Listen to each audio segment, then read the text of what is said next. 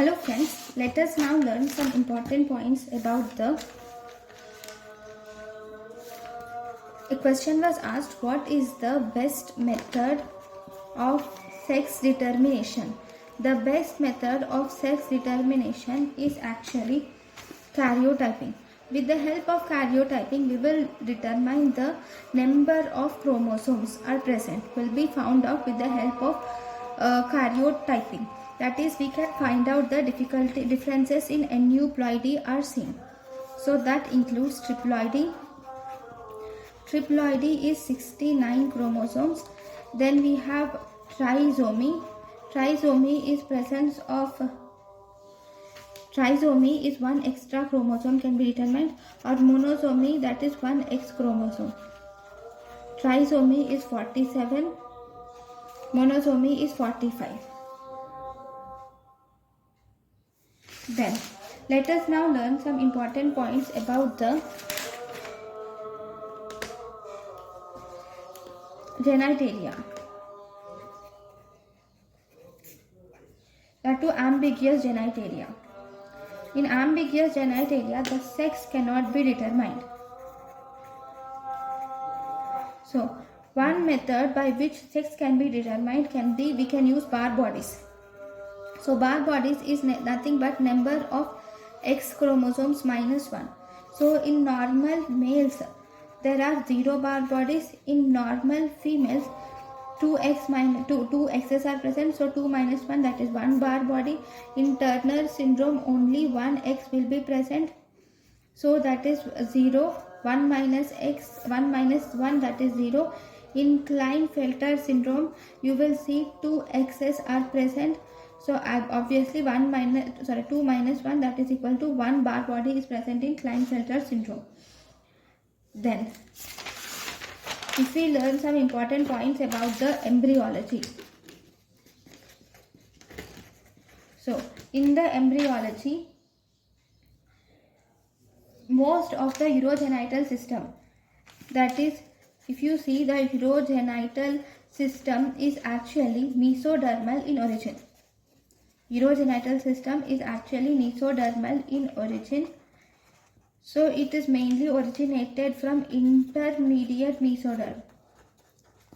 Actually, this intermediate mesoderm gets converted to urogenital ridge at around 5 weeks of gestation, and this will result in two parts. One, it results in the formation of gonads, that is nothing but ducts, and also renal system.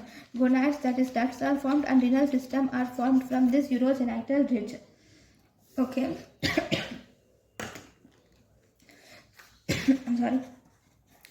Even we have this is intermediate mesoderm. We also have lateral plate mesoderm.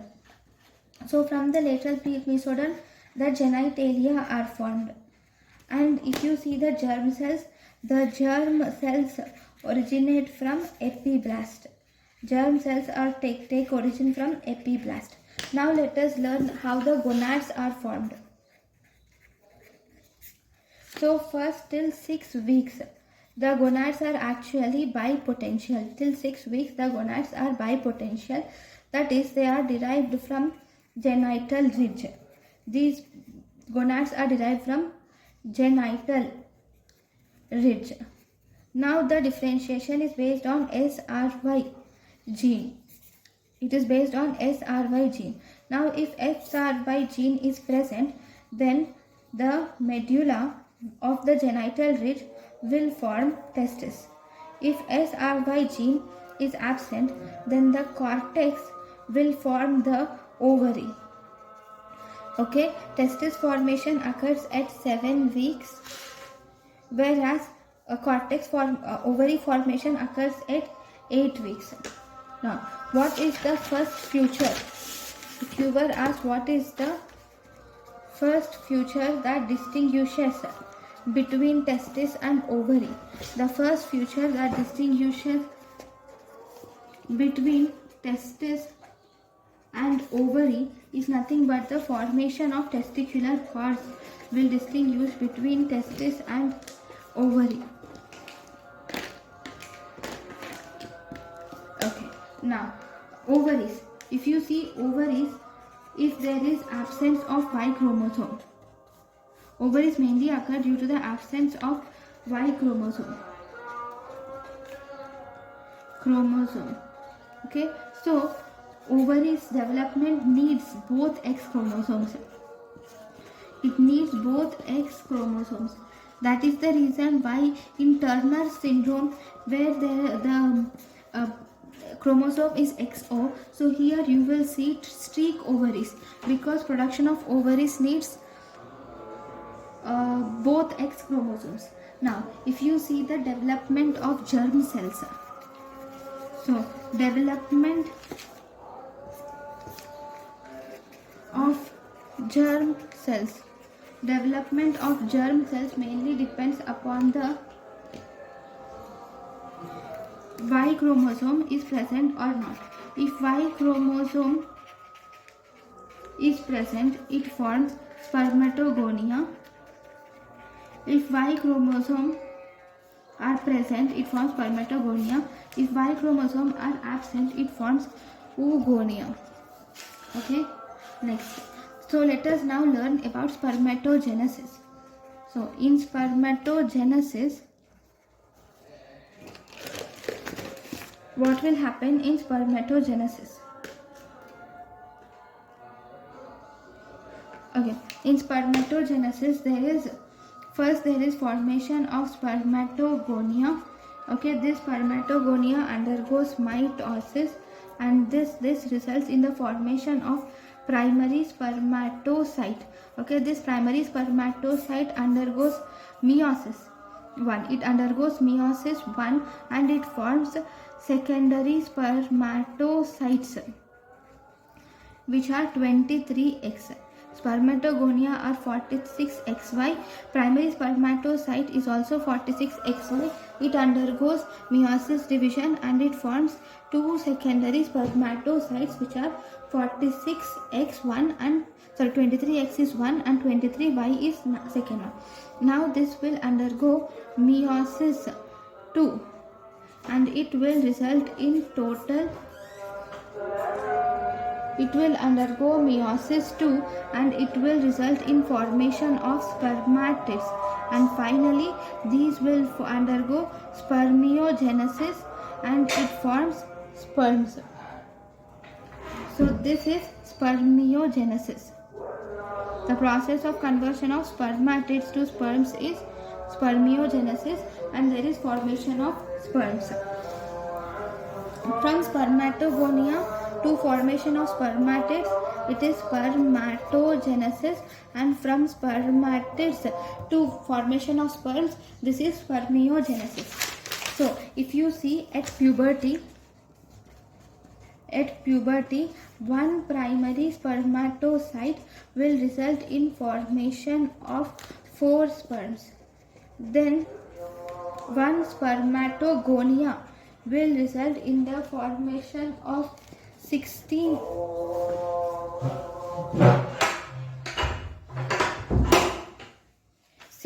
primary spermatocytes. Okay, so total 16 into 4 sperms, that is there are 64 sperms. Okay, so this whole spermatogenesis, it takes around 72 to 74 days, and on an average of 100 sperms are produced per day. On average 100 sperms are produced per day. Okay, next let us learn about spermiogenesis. What actually occurs in spermiogenesis? In spermiogenesis, here there is transformation, as already said, there is transformation of spermatids to sperms occur in spermiogenesis. In spermiogenesis, there is no mitosis or meiosis is not present, and it takes almost 12 to 14 days. Now, what about the change? So, in the spermatid and in the sperm, if you see, the nuclear material which is present in the spermatid gets converted to the head of the sperm, whereas Golgi body in the spermatid gets converted to the acrosomal cap. Then mitochondrion, which is present in the spermatid, will get converted to middle piece. Then we have microtubule. Microtubule or centriole, which is present in the sperm, will get converted to tail or axial filament. Okay, microtubule or centriole present, this will convert into tail or axial filament. Then if you see the sperms, if which cell organelle is absent in sperms, endoplasmic reticulum, especially the rough endoplasmic reticulum is absent in sperms. Now let us learn some important points about the sperms. Now the length of the sperms is around 55 microns. Then if you were asked what is the fertilizable span of the sperms, fertilizable span of the sperms is 48 to 72 hours. So gene for motility occurs in cat spur. Okay, and if you were asked what is the iron for motility, that is calcium. Then if you see sperm attains motility and maturity, where does sperm attains motility and maturity? It attains motility and maturity in the caudal end of epididymis. It attains motility and maturity. Okay, then sperm remains motile. Sperm is motile in female genital tract. Sperm is motile in female genital tract for how many hours? For 12 hours. Okay, and second, next, time taken for sperm to reach ampulla, time taken for sperm to reach ampulla of tube is equal to 30 minutes. Okay, now what about the hormonal support of spermatogenesis? So if you see hormones, first if you see the hypothalamus will produce the GnRH hormone. Hypothalamus will produce gonadotropin releasing hormone.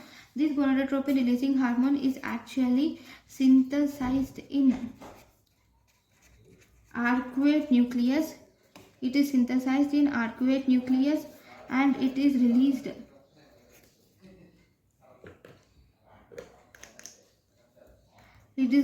in pulsatile manner.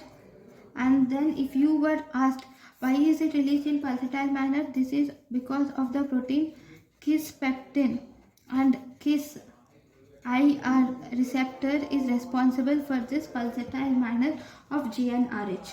Okay, this GnRH will activate the anterior pituitary. If anterior pituitary is activated, it produces two things. One, it produces LH. Second, it produces FSH. LH will result in production of Leydig cells, will activate Leydig cells. Because LH cells will activate Leydig cells, they will produce testosterone. Okay, this testosterone, what does this do? This will inhibit the anterior pituitary producing LH cell, and it will also inhibit the hypothalamus producing GnRH. Then FSH will activate Sertoli cells. Once Sertoli cells are activated, these will produce inhibin B. See, this inhibin B also will inhibit the anterior pituitary producing FSH. Now, so this is about the hormones. Then if you see, if you were asked what is the first stimulus to release testosterone, first stimulus to release testosterone is HCG, is the first stimulus to release testosterone from Leydig cells. Okay, now